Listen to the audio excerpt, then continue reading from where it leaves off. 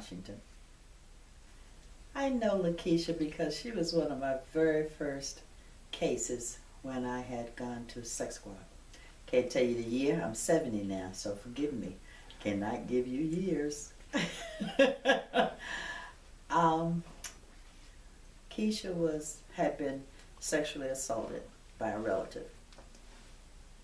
I interviewed her. I believed her. I went to the U.S. Attorney's Office and I obtained a warrant for who I later discovered was a cousin.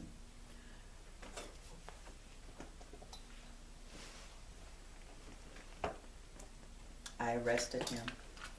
Thank God he did not, he pled guilty, which saved Keisha from having to go through a lot of trauma. I say she was one of my very first cases in sex squad because I was green. I was very green. But something about little children, when they get abused, it just tugs at your heartstrings. And you want to do everything you can to help them and make sure that situation never happens to them again. Also, you want to let them know, you want to let them know that you're there with them all from the beginning to the end so that they're comfortable. So, like I said, he pled guilty, thank God, for what it was called back then was indecent acts on a child.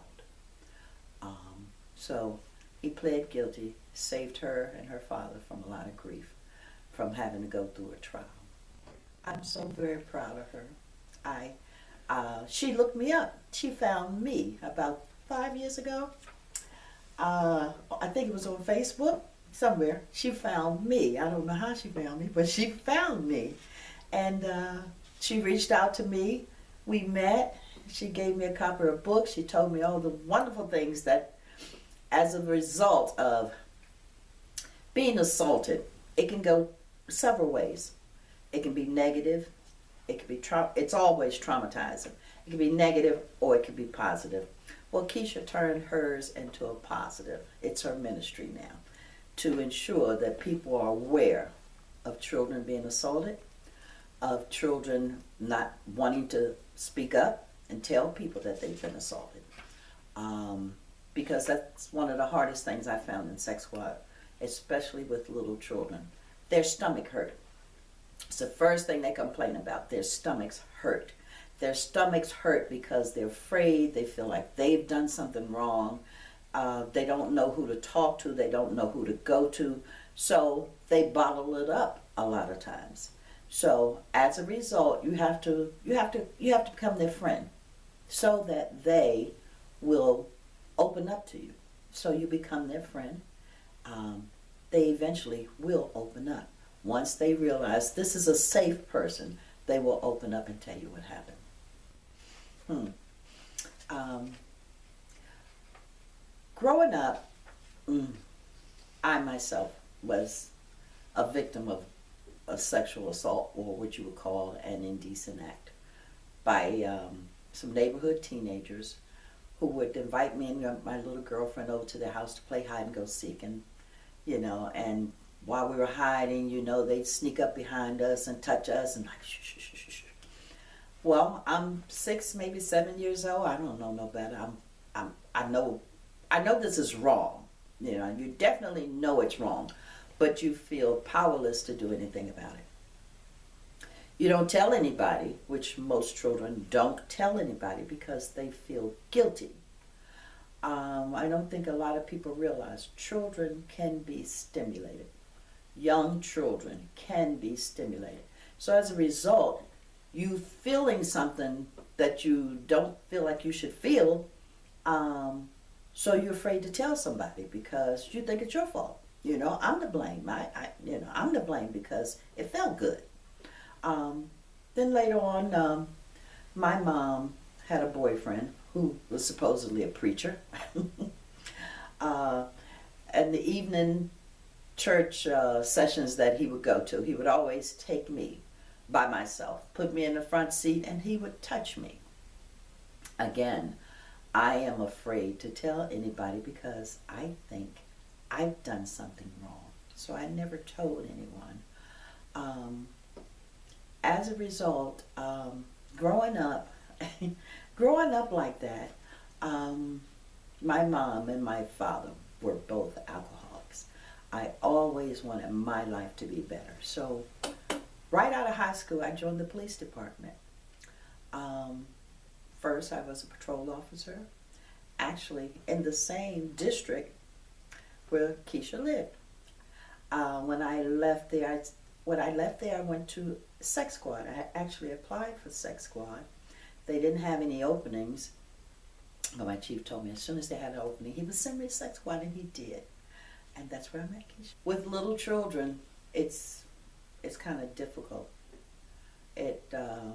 All I can say to the relatives, to the parents of little children, especially little girls, is to make sure that they're aware that their bodies are sacred, they are precious, nobody should touch them improperly, and you actually should show them.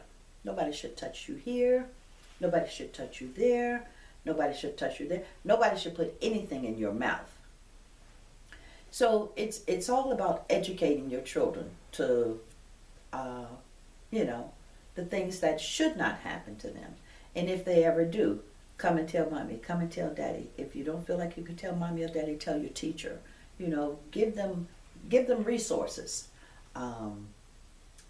Everybody doesn't recover well from sexual assaults.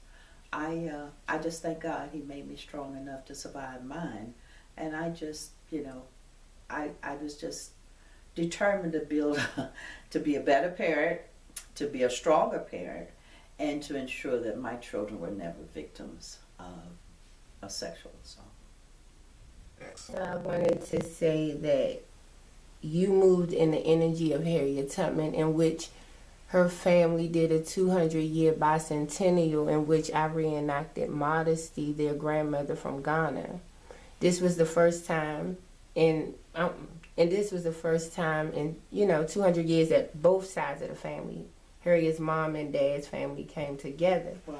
So what they will know, because they will see this video, and the oldest living descendant, Aunt Pauline, is 96. She will see this video. You are doing Harriet Tubman's work because you were a slave to the pain. Mm-hmm. You freed yourself. You went back, and that was your first escape. Harriet Tubman's first escape was a white woman. People don't know she dreamt about her. Mm-hmm. See, them nights and them days that he was raping me, I never knew God until that happened. And he assured me that help was coming, just like he assured Harriet Tubman that help was coming. Hallelujah. So now I'm doing the work. You're doing the work. Mr. Thomas is doing the work because he has walked with me and seen all levels of my life through trauma. And he never judged me. He never ridiculed me. I done had some moments where he could have stopped being my big brother, because he's just like, it could have been too shot out for his pay grade. Everybody don't have your pay grade to understand sexual trauma. Mm-hmm. But God said, this is your ministry. Stick with her for over 20 years. Wow. I wasn't always 46. I was in my 20s, shot out. I was a little different. But again, everybody does not have that support. A lot of children never get that support. And with the males, what they grow up to do, because people don't think males can be assaulted or abused, and they can be. And most of the time, they grow up to assault, which is what happened to you, and abuse. Why? Because nobody ever addressed it. Even though the family probably saw or heard little things that indicated that something is not right here. So let me ask you, as a person that had to deal with the families, what is it in a person's mind that allows them to hear the screams, to see the blood? But all children don't have that outlet. All children don't have that support. So it's difficult to say. Like I said, I think they should teach it in the schools, but then some of the schools ain't right. Some of the teachers in the school ain't right. So you pray. You pray.